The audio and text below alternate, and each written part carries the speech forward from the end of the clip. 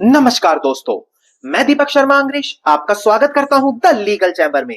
अब दोस्तों, आज की वीडियो में हम बात करने वाले हैं ऑर्डर 7 रूल 11 ऑफ सीपीसी 1908। अब देखिए दोस्तों, हो सकता है लोग यहां पर ही यह समझ बैठे कि यह वीडियो तो काफी ज्यादा बोरिंग है, क्योंकि आम व्यक्ति को कानून की जानकारी नहीं होती और जब बात आती है कानूनी प्रावधानों की तो उनको वो बोरिंग लगने लगते हैं। जबकि मैं आपको बताऊं कि आज की वीडियो में जिस कानूनी प्रावधान के बारे में हम बात कर रहे हैं, इस कानूनी प्रावधान का इस्तेमाल करते हुए आप जो आपके खिलाफ कोर्ट में केस हुआ है उसको बिल्कुल शुरू में ही ना आपको वहां पर कोई जवाब दावा देना है, ना कोई गवाह लेकर आने हैं, ना कोई एविडेंस देने हैं, बिना किसी काम को किए शुरू में ही केस को डिसमिस करा सकते हैं। और ऐसा नहीं है कि यह बात केवल मैं मौखिक बोल रहा हूं, इससे जुड़ा हुआ कानूनी प्रावधान क्या कहता है वो भी मैं वीडियो में बताऊंगा। इसके अलावा इससे जुड़ा हुआ ऑनरेबल सुप्रीम कोर्ट का जो लेटेस्ट फैसला आया है उसके ऊपर भी आज हम चर्चा करने वाले हैं। अब दोस्तों, अगर आप लोगों को हमारी ये वीडियोस अच्छी लगती हैं, अगर आप लोगों को हमारी तरफ से किए गए एफर्ट्स अच्छे लगते हैं, तो बिल्कुल छोटा सा अनुरोध है, वीडियो को तुरंत लाइक करें और कमेंट सेक्शन में जरूर लिखें कि देश और दुनिया के किस कोने से आप हमारी ये वीडियोस देख रहे हैं। तो चलिए दोस्तों, अब आज की इस वीडियो को हम ज्यादा लंबा ना करते हुए आज की इस वीडियो को स्टार्ट करते हैं।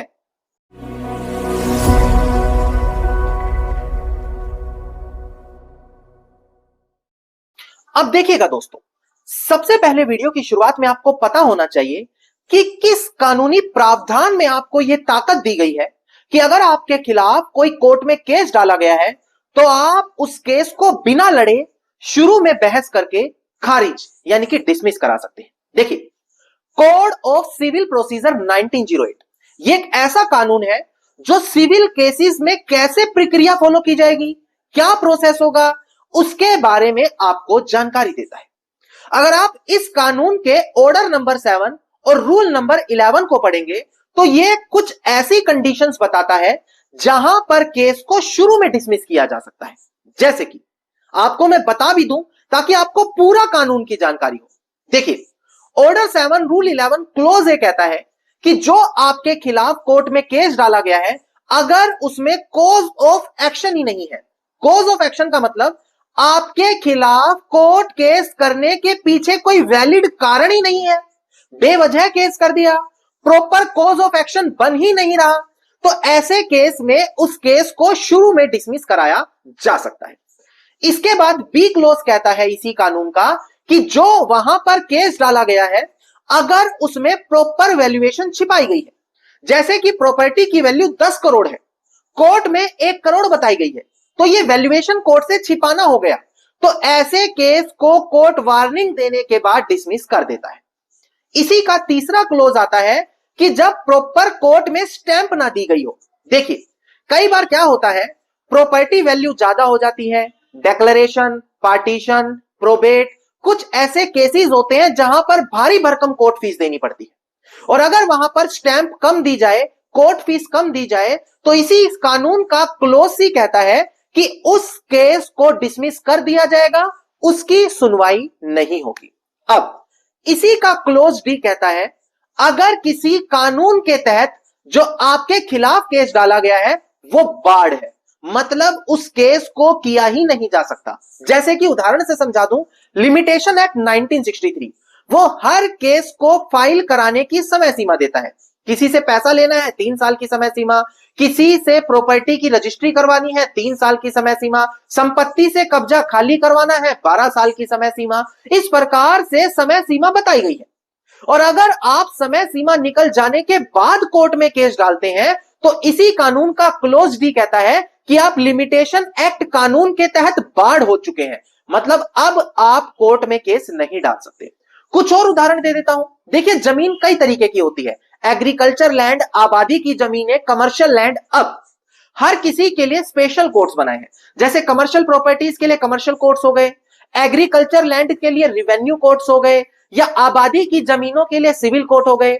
मान लेते हैं किसी एग्रीकल्चर लैंड पर आप बंटवारा कराना चाहते हैं और आपके राज्य का कानून कहता है कि वो पावर रिवेन्यू कोर्ट को है, और आपने गलती से उसको सिविल कोर्ट में डाल दिया, तो इसी कानून का क्लोज डी कहता है कि आपके राज्य का कानून पार्टीशन के केस की सुनवाई करने की पावर रेवेन्यू कोर्ट को देता है, ना कि सिविल कोर्ट को। तो इस प्रकार का कोर्ट केस शुरू में ही डिसमिस हो जाता है। ये सारी चीजें ऑर्डर 7 रूल 11 सीपीसी 1908 में दोस्तों बताई गई। अब दोस्तों ऐसा नहीं है कि पहली बार ही मैं ये जानकारी दे रहा हूं। आपको मैं बता दूं कि जो मैंने अभी आपको ऑर्डर 7 रूल 11 बताया, ऑनरेबल सुप्रीम कोर्ट इस पूरे कानून के अंदर काफी बड़ी बड़ी लैंडमार्क जजमेंट देता रहता है। जैसे कि अगर कोई केस को डिसमिस कराना चाहता है शुरू में, तो क्या क्या पॉइंट्स देखने अनिवार्य है। कॉज ऑफ एक्शन नहीं है तो कब डिसमिस होगा, कानून के तहत बाढ़ है तो कब डिसमिस होगा, अगर कोर्ट फीस वगैरह नहीं भरी तो क्या पहले वार्निंग दे या सीधा डिसमिस हो जाए। हर पॉइंट पर ऑनरेबल सुप्रीम कोर्ट समय समय पर काफी बड़ी जजमेंट्स देता रहता है, पर आप लोगों तक कभी भी वो जजमेंट्स नहीं आ पाती, सिर्फ एक छोटा सा कारण कि प्रॉपर प्लेटफॉर्म आप तक कभी आ ही नहीं पाया। पर इसके लिए अब आपको परेशान नहीं होना, क्योंकि लीगल चैंबर अब आप लोगों के लिए इसका समाधान लेकर आ गया है। जी हां, हम बात कर रहे हैं वीआईपी व्हाट्सएप ग्रुप के बारे में। ये एक ऐसा व्हाट्सएप ग्रुप है दोस्तों जहां पर आप लोगों को हर एक लेटेस्ट और लैंडमार्क जजमेंट वहां पर मिलती है। इसके अलावा अगर आप अपने किसी पॉइंट ऑफ लॉ पर जजमेंट पाते हैं अपनी मनपसंद, वो भी मिलेगी। बेसिक कानून यहां पर आपको पता लग जाते हैं।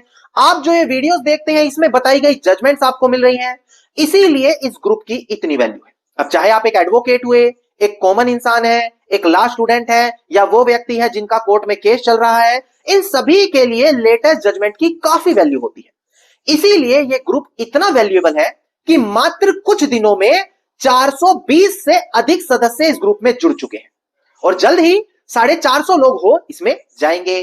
पर अभी भी 30 लोगों की जगह है 450 होने से पहले। तो अगर आप खुद को ज्वाइन करना चाहते हैं तो मात्र 1000 रुपए इसकी ज्वाइनिंग फीस है, जो पूरे एक साल के लिए है दोस्तों। पूरे एक साल तक ये सारी सर्विसेज आपको फ्री मिलेगी 1000 रुपए ज्वाइनिंग फीस के बाद, जिसको अगर आप कैलकुलेट करते हैं तो दिन के 2.5 रुपए बस बनते हैं। तो अभी भी आपके पास मौका है, तुरंत वीडियो के डिस्क्रिप्शन में जाएं, वीआईपी ग्रुप का नंबर मिलेगा, जाकर उस ग्रुप को जरूर ज्वाइन करें। अब यहां से हम सुप्रीम कोर्ट की जजमेंट के ऊपर बात करेंगे। डिस्प्ले पर देखकर ध्यान दीजिएगा दोस्तों, आप देखिएगा दोस्तों डिस्प्ले पर केस टाइटल है Karam Singh versus Amrit Singh and others, जो यहां पर हमारे अपीलिएंट एंड रिस्पोंडेंट है। एसएलपी सिविल नंबर है 3560-3561 ऑफ 2023 और 15 अक्टूबर साल 2025 का हमारा ये केस लो है। अब डिस्प्ले पर देखकर ध्यान दें कि ऑनरेबल सुप्रीम कोर्ट ने यहां पर क्या बोला। देखिएगा दोस्तों डिस्प्ले पर, यहां पर ऑनरेबल सुप्रीम कोर्ट ने यही ऑब्जर्व किया कि अगर एक इंसान कोई एप्लीकेशन लगाता है रिजेक्शन ऑफ प्लेंट की, यानी कि दावे को रिजेक्ट करने की, under order 7 rule 11 of CPC, तो यहां पर यह जो एप्लीकेशन है सिर्फ और सिर्फ जो प्लेंट के अंदर यानी कि दावे के अंदर आरोप लगाए गए हैं उन्हीं को कंसीडर करके सुनी जाएगी। यहां पर डिफेंडेंट क्या डिफेंस ले रहा है, एडिशनल क्या एविडेंस दे रहा है, इन चीजों को कंसीडर किया ही नहीं जाएगा। मतलब कि दोस्तों यहां पर साफ शब्दों में बोला गया कि अगर कोर्ट को रिजेक्ट करनी है ना ये कोई भी प्लेंट को, कोई भी दावे को, तो जो दावा प्लेंटिफ ने दिया है सिर्फ उसी को पढ़ो। डिफेंडेंट क्या एविडेंस दे रहा है, डिफेंडेंट क्या डिफेंस ले रहा है, कोई मतलब नहीं है। प्लेंट जो दावा है उसको पढ़ो। उसको पढ़ने के बाद अगर आपको लगता है कॉज ऑफ एक्शन नहीं है, कानून के तहत बाढ़ है, कोर्ट फीस कम है, वैल्यूएशन गलत है, तो केस आप डिसमिस शुरू में कर दो। ऑनरेबल सुप्रीम कोर्ट ने साफ बोला है। पर डिफेंडेंट क्या एविडेंस दे रहा है ये बाद में ट्रायल का मैटर है। डिफेंडेंट्स के क्या क्लेम है ये बाद में ट्रायल का मैटर है, उसको अभी कंसीडर नहीं किया जाएगा।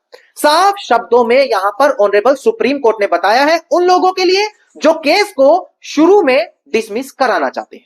अब दोस्तों प्रेजेंट केस में यही हुआ था कि प्लेंटिफ ने जब कोर्ट में केस डाला था तो प्लेंटिफ का ट्रायल कोर्ट ने केस शुरू में डिसमिस कर दिया, ये कहते हुए कि ये तो काफी लेट आए हैं समय सीमा निकल जाने के बाद। अब दोस्तों इस प्रेजेंट केस में क्या होता है, जब ये मैटर ऑनरेबल सुप्रीम कोर्ट के सामने आते हैं तो ये देखा जाता है कि ये जो केस था ये तो डिसमिस कर दिया हाई कोर्ट ने, जबकि देख अब दोस्तों प्रेजेंट केस में क्या होता है, शुरू में जो ट्रायल कोर्ट है यानी कि जहां पर केस की सुनवाई होती है वो प्लेंटिफ के केस को समय सीमा के अंदर बताता है और जो ऑर्डर 7 रूल 11 डाला गया था उसकी सुनवाई करने से मना कर देता है। अब ये मैटर बाद में हाई कोर्ट गया। ऑनरेबल हाई कोर्ट ने देखा कि नहीं ये केस तो काफी लेट डाला गया है और ये तो समय सीमा से बाहर है दोस्तों। नाउ उस प्लेंट को हाई कोर्ट ने डिसमिस कर दिया। फिर ये मैटर ऑनरेबल सुप्रीम कोर्ट में गया। ऑनरेबल सुप्रीम कोर्ट ने देखा कि हाई कोर्ट ने कुछ गलतियां की है। पहली चीज ये जो मैटर है विल से रिलेटेड था। विल के अंदर जब तक टेस्टेटर यानी कि वसीयतकर्ता जिंदा होता है, जिसके फेवर में वो वसीयत है, जिसको बेनिफिशियरी कहते हैं, उसको कोई अधिकार नहीं मिलता। तो यहां पर 12 साल का जो कानून है उस दिन से काउंट होगा कब्जे पाने के लिए जिस दिन वहां पर म्यूटेशन प्रोसीडिंग हो गई। दूसरी सबसे बड़ी चीज, जो डिफेंडेंट है जो ये कह रहा है कि केस की सुनवाई नहीं होनी चाहिए, डिसमिस होना चाहिए, वो एडवर्स पोजेशन यानी कि प्रतिकूल कब्जे की प्ली ले रहा है। जबकि जो प्रतिकूल कब्जे का क्लेम होता है दोस्तों, वो mix question of fact and law मान लिया जाता है। मतलब बाद में तय होगा कि क्या कानून और फैक्ट कह रहे हैं। तो इसीलिए दोस्तों सिर्फ जब भी 7-11 की सुनवाई होगी, शुरू में जो प्लेंट है यानी कि जो दावा दाखिल किया गया है उनको देखकर ही कंसीडर की जाएगी। डिफेंडेंट्स के डिफेंस और एविडेंस शुरू में कंसीडर नहीं होंगे। धन्यवाद दोस्तों। उम्मीद करता हूं वीडियो में मिली जानकारी आप लोगों के लिए बेहद ज्यादा लाभदायक साबित होगी। वीडियो में मिली जानकारी अगर आपको अच्छी लगी तो वीडियो को आप लाइक, शेयर और कमेंट जरूर कीजिएगा। वीडियो से जुड़ा अगर आपका कोई क्वेश्चन है तो मुझे कमेंट सेक्शन में लिख सकते हैं। इसके अलावा अगर आप वीडियो में बताई गई जजमेंट की पीडीएफ कॉपी पाना चाहते हैं, 7-11 से जुड़ी और कॉपी पाना चाहते हैं, तो वीडियो के डिस्क्रिप्शन में वीआईपी ग्रुप का नंबर है, ग्रुप को जाकर ज्वाइन करें, वहां पर आपको वो कॉपी मिल जाएगी। और अगर आप इसी प्रकार की हर महत्वपूर्ण जानकारी पाना चाहते हैं तो चैनल को तुरंत सब्सक्राइब करके नोटिफिकेशन बेल आइकन आप जरूर दबा दें।